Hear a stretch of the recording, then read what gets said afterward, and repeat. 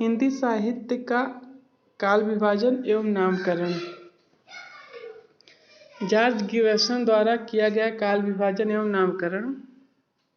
George Grierson ने अपने साहित्य इतिहास ग्रंथ modern vernacular literature of Hindustan में हिंदी साहित्य को 11 खंडों में विभक्त कर साहित्यिक प्रवृत्तियों, प्रमुख साहित्यकारों तथा शासकों आदि के नाम पर इन खंडों का नामकरण किया है।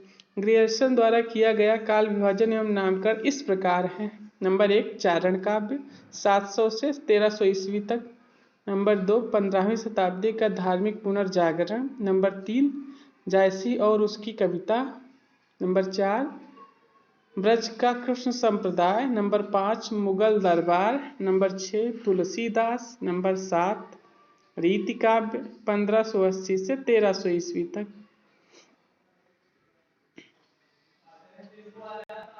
नंबर 8, तुलसी के अन्य परवर्ती कवि। नंबर 9, 18वीं शताब्दी। नंबर 10, कंपनी के शासन में हिंदुस्तान। नंबर 11, महारानी विक्टोरिया के शासन में हिंदुस्तान।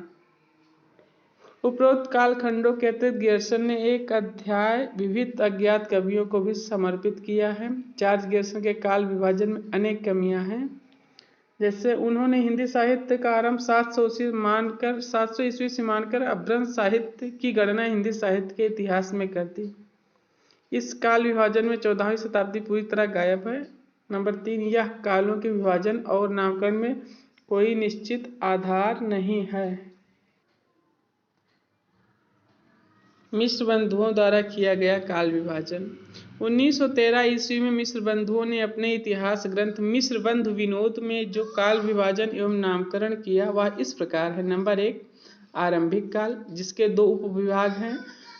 पूर्वारंभिक काल 700 से 1343 विक्रम संवत तक। नंबर 2, उत्तरारंभिक काल 1344 से 1444 विक्रम संवत तक। नंबर 2, माध्यमिक काल, इसके 2 उपविभाग हैं। पूर्व माध्यमिक काल 1455 से 1560 विक्रम संवत तक।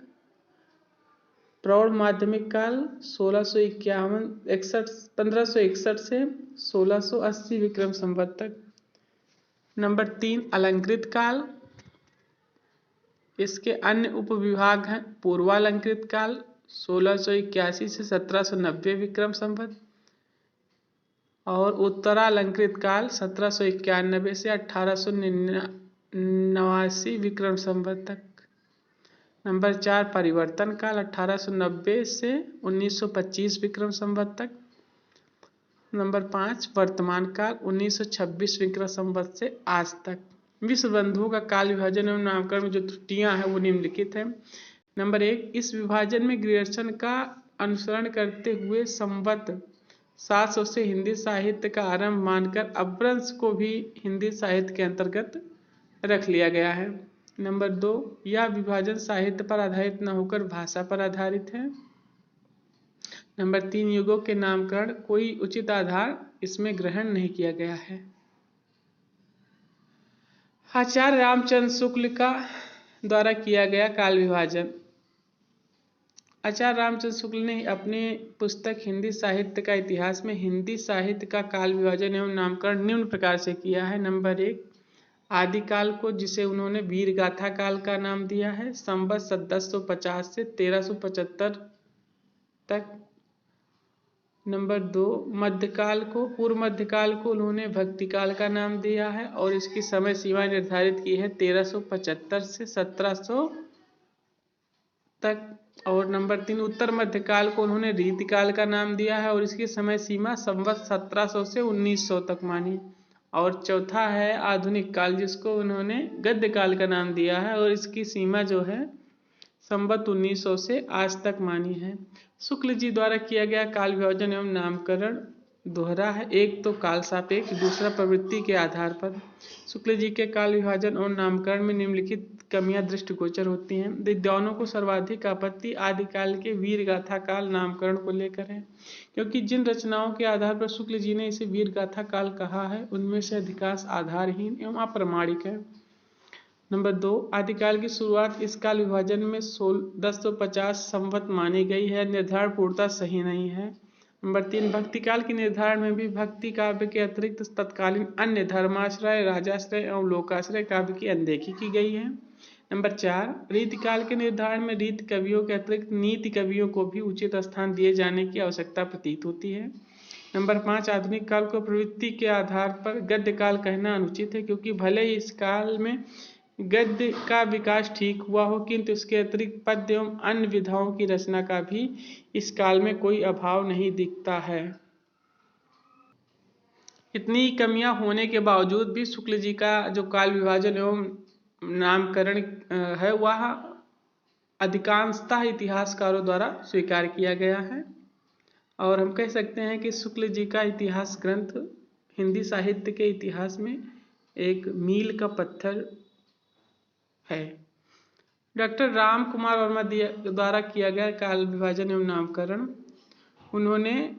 डॉक्टर राम कुमार वर्मा ने अपने पुस्तक हिंदी साहित्य का आलोचनात्मक इतिहास में हिंदी साहित्य का काल विभाजन एवं नामकरण निम्न प्रकार से किया है। नंबर 1, संधि काल।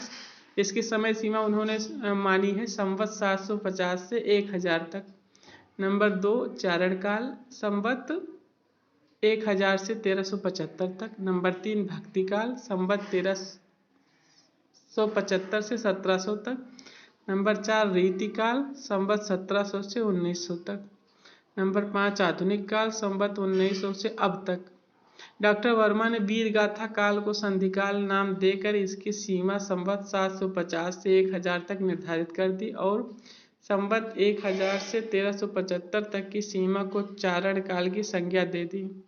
इस काल विभाजन में भक्ति काल, रीति काल और आधुनिक काल को शुक्ल जी की तरह ज्यों का त्यों स्वीकार कर लिया गया।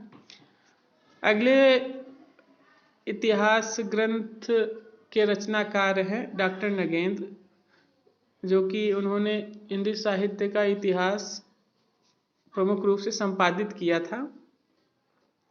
इनके इतिहास ग्रंथ में काल विभाजन और नामकरण जो किया गया वो निम्न प्रकार है। नंबर 1 है आदिकाल, 7वीं शताब्दी के मध्य से 14वीं शताब्दी के मध्य तक। नंबर 2 है भक्तिकाल, 14वीं शताब्दी के मध्य से 17वीं शताब्दी के मध्य तक। नंबर 3 रीतिकाल, 17वीं शताब्दी के मध्य से